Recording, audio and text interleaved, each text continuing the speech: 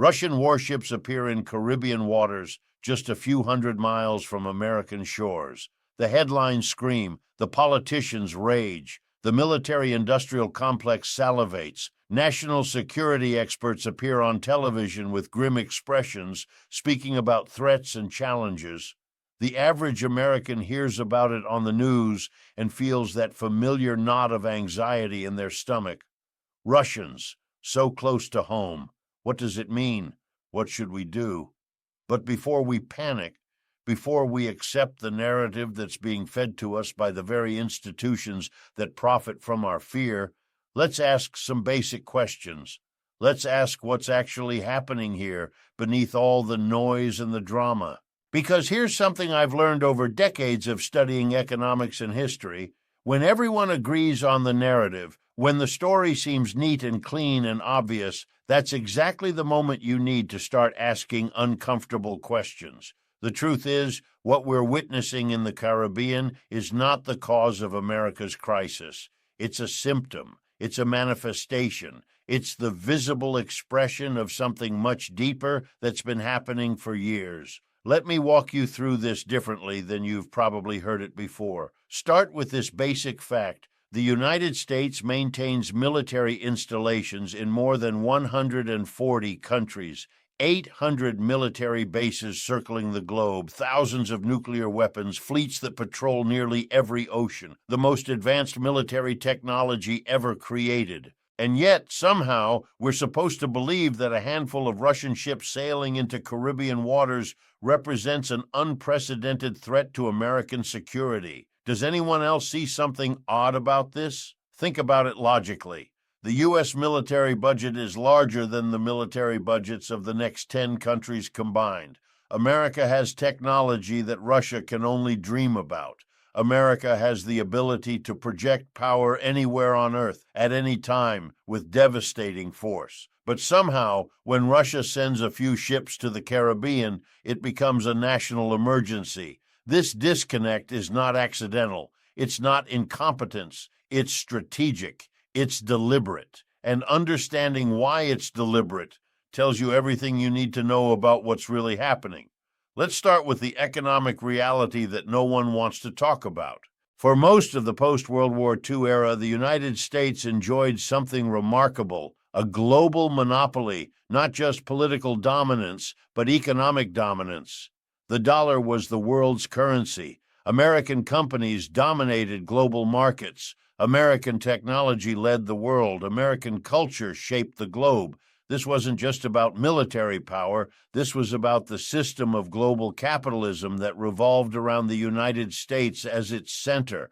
But monopolies don't last forever. That's the first rule of capitalism. Eventually, competition emerges. Eventually, others catch up. And that's what we've been watching happen for the last 2 or 3 decades. China developed manufacturing capacity that rivals America's. Russia maintained technological sophistication despite economic collapse. India created an educated workforce. Brazil developed its own industrial base. Mexico became a manufacturing hub. The European Union became an economic competitor rather than an American client state. The world that was once organized around American dominance has become something else. It's becoming multipolar. Multiple centers of power, multiple sources of influence, multiple models competing for global attention and resources. This is terrifying for American elites, not because they're afraid of invasion or conquest. That's absurd. No Russian warship is going to conquer the United States, but they're terrified because they're losing the comfortable world they've grown accustomed to. For 80 years, American capital has been able to operate globally with relatively little challenge. American companies could enter markets and expect favorable treatment. American military could intervene in other countries with relative impunity. American policy could shape global affairs according to American interests. That era is ending, and the people who benefited most from that era are not adjusting well to the change. So what do? What do the ruling classes do when they sense their power slipping away? They reach for fear. Fear is the tool they know best. Fear is what keeps populations united, compliant, willing to sacrifice their own interests for supposed security. Enter the Russian ships in the Caribbean. Are they a real threat? Let's be clear about that. Number, they're not a real military threat. They can't defeat the American Navy. They can't invade the United States. They can't deliver nuclear weapons to American soil with any realistic probability of success. But they are a symbolic threat. They are a political threat. They represent something that American elites find deeply disturbing. The idea that American power is not unlimited. The idea that other nations can operate in America's supposed backyard. The idea that the world is not organized according to Washington's preferences. And symbolism is perhaps the most powerful force in politics. So the military machine springs into action. The media machine springs into action. The political machine springs into action, all to tell a story about Russian aggression, about threats to national security, about the need for more weapons, more bases, more military spending. And it works. It works because people are afraid. People are uncertain. The economy is unstable. Jobs are precarious. Healthcare is unaffordable. Housing costs are astronomical. Education is expensive. And when people are anxious about their own security and survival, they're vulnerable to the message that there's an enemy at the gates. Because if there's an enemy at the gates, then maybe the system that's failing them isn't actually the problem. Maybe the problem is just external threats. Maybe if we just defend ourselves properly, everything will be fine. But that's not true. That's the lie at the heart of this narrative. The real problems facing ordinary Americans aren't caused by Russian warships in the Caribbean. They're caused by decisions made in boardrooms and government offices right here at home. They're caused by a system of production and distribution that prioritizes profit over people. They're caused by an economic arrangement where the wealth created by workers flows upward to those who own the means of production. A Russian warship doesn't cause medical bankruptcy. An American healthcare system designed to maximize insurance company profits causes medical bankruptcy. A Russian warship doesn't cause homelessness. An American housing system designed to treat housing as a commodity for investment causes homelessness. A Russian warship doesn't cause wage stagnation. An American labor system that has spent 50 years dismantling unions and worker protections causes wage stagnation. A Russian warship doesn't cause college debt. An American education system that privatized higher education causes college debt. But if you can get people looking outward at foreign threats instead of inward at their own system, then you can maintain the status quo. You can keep the system that enriches the few while impoverishing the many, as long as people believe the real enemy is outside, not inside. This is nothing new. This strategy is as old as civilization itself. When the Roman Empire was declining, when its economic system was breaking down, when its military capacity was weakening, what did Roman leaders do? They pointed to external enemies. The Goths, the Visigoths, the barbarians at the gates. They militarized the state. They moved resources toward military spending. They created fear, and it bought them time. It distracted the population. But it didn't solve the underlying problem. The underlying problem was that the Roman system of production was unsustainable. It was based on conquest and slavery. When there were no more territories to conquer and no more people to enslave, the system collapsed. That's not to say America is Rome. Every empire is unique, but the dynamic, the underlying pattern, it's similar. Here's what's actually happening. The American system of global dominance was always based on a specific set of conditions. It was based on American military superiority. It was based on American economic productivity. It was based on the rest of the world accepting American currency as the standard. It was based on American technology leading the world. It was based on American culture being globally aspirational. Many of those conditions are no longer true or are becoming less true every year. Military superiority? America still has it, but it's not as overwhelming as it was.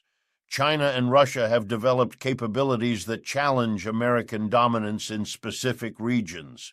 Hypersonic missiles, advanced air defense systems, cyber warfare capabilities, these technologies have narrowed the gap. Economic productivity, American companies still compete globally, but they're not dominant in every sector. Chinese technology companies are leading in some areas. European companies are leading in others. The idea of unchallenged American economic leadership is increasingly nostalgic. American currency is global standard. The dollar is still used, but alternatives are growing. China has created its own payment systems. Russia and China conduct trade in their own currencies. The European Union has its own currency project. The dollar's role as the automatic choice for international transactions is being questioned. American technological leadership, once undisputed, now contested. Chinese companies are leaders in telecommunications, in some aspects of artificial intelligence, in various manufacturing sectors. American cultural aspiration, this one's more subjective, but the idea of an American century, the idea that everyone wants to be American, the idea that American values are universal values, this idea is being questioned in much of the world. So the system that maintained American dominance is breaking down. And the response from American elites is not to accept this new reality or to adapt to it or to find ways to cooperate within a multipolar world. The response is to try to maintain dominance through military force, to encircle rivals with military bases, to conduct military exercises on their borders, to arm neighboring countries, to maintain a posture of military superiority. And when rivals do the same thing, when they place military assets on America's periphery, the response is outrage and indignation. This is where the Russian ships come in. Russia has fewer resources than America. Russia has a smaller military budget. Russia has less advanced technology in many sectors. But Russia is a nuclear power. Russia has its own sphere of influence. Russia has historical claims to great power status. And Russia is not willing to be marginalized in a world organized according to American preferences. So Russia places ships in the Caribbean. It's not a provocative act by any objective standard. It's not an invasion. It's not a threat. It's military activity in international waters conducted by a nation that has every right to conduct such activity. But within the American political context, it's treated as an act of aggression. And this treatment reveals something important about the American perspective on the world. The American perspective assumes that American power and influence should extend everywhere, but that other powers should have limited spheres, that America can maintain bases in dozens of countries, but others can't, that America can conduct military exercises on Russia's borders, but Russia conducting exercises far from America's shores is unacceptable. This is imperialism. This is colonialism. This is the perspective of a declining empire that hasn't yet accepted its own decline. And the people who suffer from this perspective aren't Americans primarily. They're people in other countries. They're the people caught between empires, forced to choose sides in conflicts that have nothing to do with their actual interests. Ukrainians are dying because Ukraine is caught between American and Russian spheres of influence, and neither side is willing to cede territory or influence. Chinese people are affected by American military pressure in the South China Sea. People throughout Latin America are affected by American military bases and American political interference. And yes, American people are affected too, not by Russian warships in the Caribbean, but by the military budget that absorbs trillions of dollars every year, by the fact that America maintains military bases in more countries than any other nation in history, by the fact that military spending takes resources away from education, healthcare, infrastructure, and social welfare. America spends as much on military as it does on education, healthcare, and social services combined. This is not a coincidence. This is the result of deliberate policy choices made by people who believe military dominance is more important than citizen welfare. And the Russian ships in the Caribbean provide an excuse to maintain this policy. They provide an excuse to keep military spending high. They provide an excuse to keep American bases open around the world. They provide an excuse to maintain a global military presence that many nations would prefer to see scaled back. So let's be clear about what's really happening here. What's really happening is that American elites are trying to maintain a system of global dominance that is economically unsustainable and politically indefensible. What's really happening is that other nations are asserting their right to have spheres of influence and to conduct military activities within international law. What's really happening is that American media and political establishments are framing the defense of American dominance as defense against aggression. What's really happening is that ordinary people are being sold fear so that they'll accept policies that make them poorer and less secure. Because here's the irony that nobody talks about.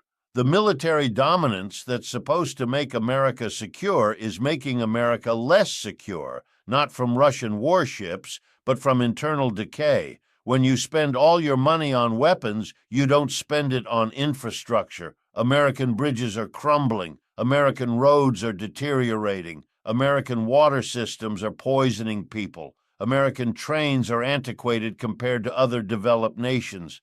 When you spend all your money on weapons, you don't spend it on education. American schools are underfunded. American universities are expensive. American literacy rates are declining compared to other developed nations. When you spend all your money on weapons, you don't spend it on health care. American health care is the most expensive in the world and ranks lower than many countries that spend less. When you spend all your money on weapons, you don't spend it on housing. American homelessness is rampant. American rental costs are skyrocketing. American home ownership is becoming a luxury good. When you spend all your money on weapons, you don't spend it on research and development. American companies are falling behind in various technological sectors. American innovation, which was once legendary, is increasingly concentrated in a few areas and unavailable to ordinary people. A society that military prepares to dominate the world while its own citizens suffer from poverty, disease, and decrepitude is not a secure society. It's a society in decline. It's a society that has chosen dominance over stability. It's a society that has chosen weapons over welfare. And the tragedy is that this doesn't have to be this way. Imagine if America redirected even a fraction of its military budget toward other purposes. Imagine if 10% of military spending went to infrastructure. Imagine if 10% went to education. Imagine if 10% went to health care. Imagine if 10% went to housing. You would see a transformation within a decade. American infrastructure would be rebuilt. American education would be world-class. American healthcare would be accessible. American housing would be affordable. But this will never happen as long as the military-industrial complex maintains its power over American policy, and the military-industrial complex maintains its power through fear, through the constant presentation of threats, through the constant need for new weapon systems, new military bases, new military operations. Russian ships in the Caribbean serve that purpose perfectly. They provide a visible enemy.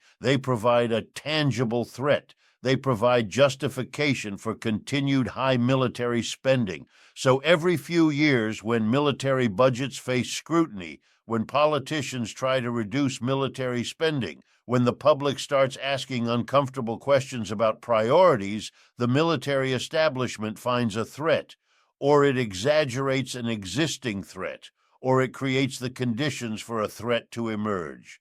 And suddenly, everyone's talking about Russian aggression or Chinese expansion or Iranian missiles, and the conversation about the American system's failures gets postponed again. It's a system of manipulation that benefits a very small group of people. Defense contractors make enormous profits. Military personnel enjoy job security and steady paychecks. Politicians receive campaign contributions from weapons manufacturers. Media companies benefit from advertising from defense contractors and from the political attention that national security stories generate. But ordinary people, whether American or Russian or Chinese or anybody else, they don't benefit. They only pay. They pay through higher taxes that go to military spending instead of social welfare. They pay through military service that puts their lives at risk for corporate interests.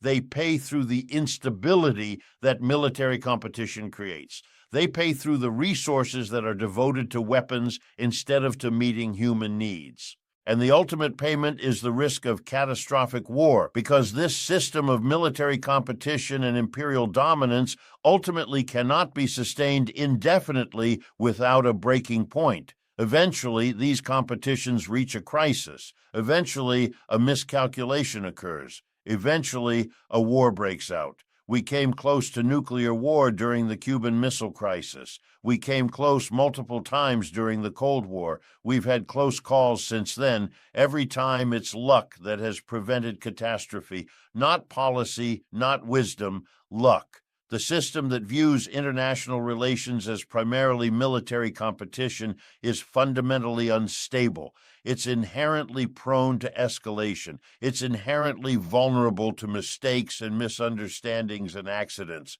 A safer world would be a world where military competition was subordinated to economic and diplomatic cooperation. A world where resources were devoted to meeting human needs rather than to military dominance. A world where national leaders were evaluated based on how well they improved the lives of ordinary people, not based on how effectively they projected military power. But that's not the world we have. We have a world where military power is still the fundamental currency, where nations that can project power are respected, where nations that cannot are marginalized, where the default assumption is that conflicts will ultimately be resolved through military force. Within this system, Russian ships in the Caribbean are logical. They're a response to American military encirclement. They're an assertion that Russia still matters as a great power. They're a message that Russia can operate in America's supposed backyard